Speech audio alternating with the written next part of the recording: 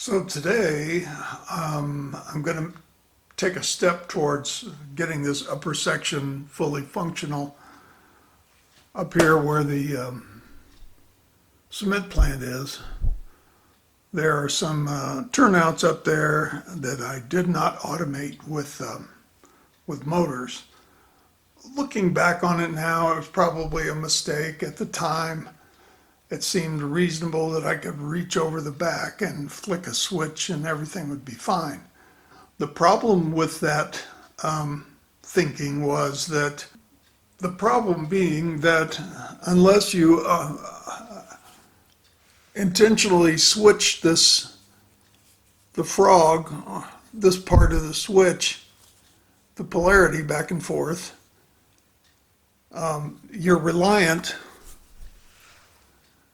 on the blades of the turnout to make contact with the rail and power all this up in here. And it's not satisfactory for me. So what I'm going to do, I'm not going to tear it all out and put in turnout motors. What I'm going to do is I'm going to add a little switch plate here and back so that I can manually control the polarity of the turnouts. There's 3 back there, and these are single pole double throw switches. So I'll connect that I'll connect this section of the turnout, this section right here where my thumb is.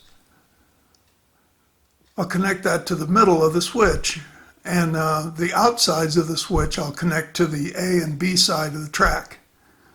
Now there is a connection, as you can see underneath, and set that down. As you can see, there are some wires in here that connect this V'd section, the frog part of the nose of the turnout, to the switch rails. These 2 in the middle,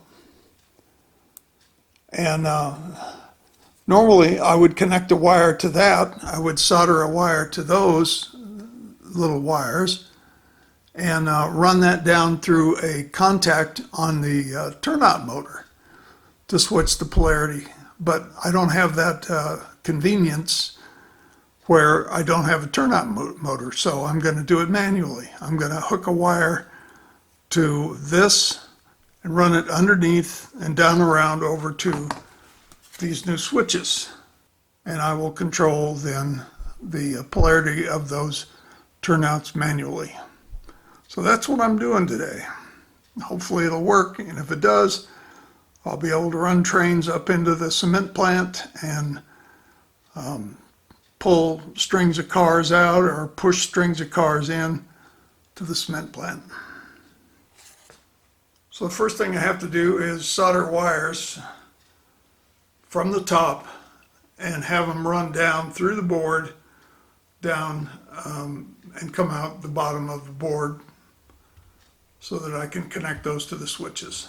Fortunately, all this happens on one section of the layout, so I can keep the wires all internal to that section. So I'll be back in a little bit when I get those wires soldered to the 3 turnouts. Here I'm putting the wire down from the top down through the 2 layers of foam and getting ready to solder it. Then I put heat sinks, both fore and aft, so that I don't melt all the plastic in there. Adding a little solder.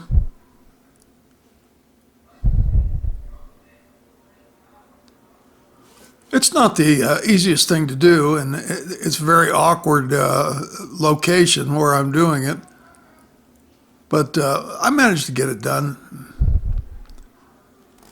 And then, of course, it makes a big mess because you can't really see what you're doing.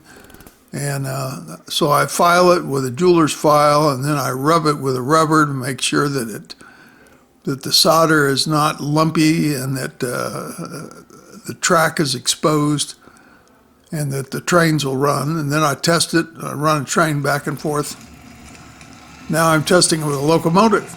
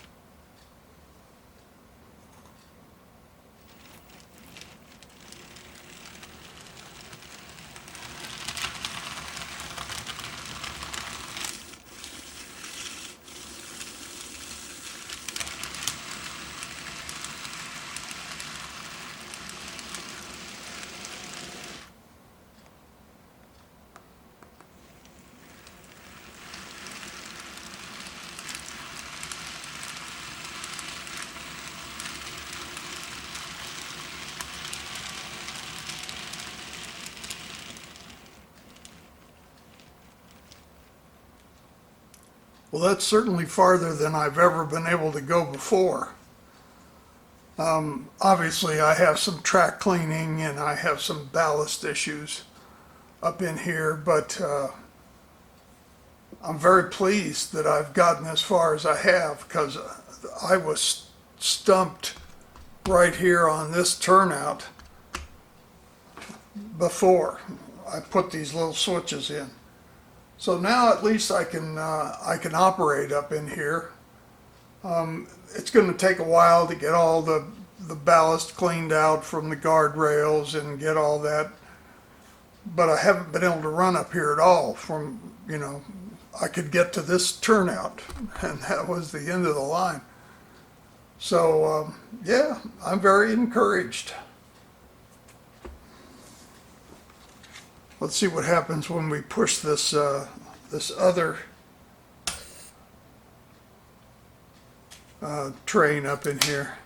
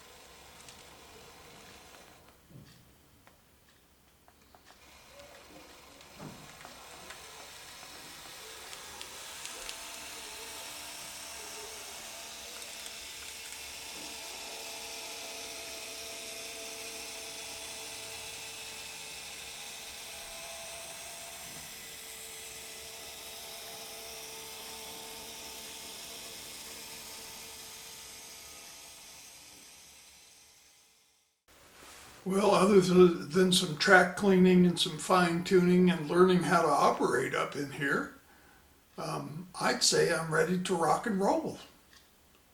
That's at least what it looks like to me. So that's it for today. That's what's going on the Colorado and Northwestern today. So Bye for now. See you later.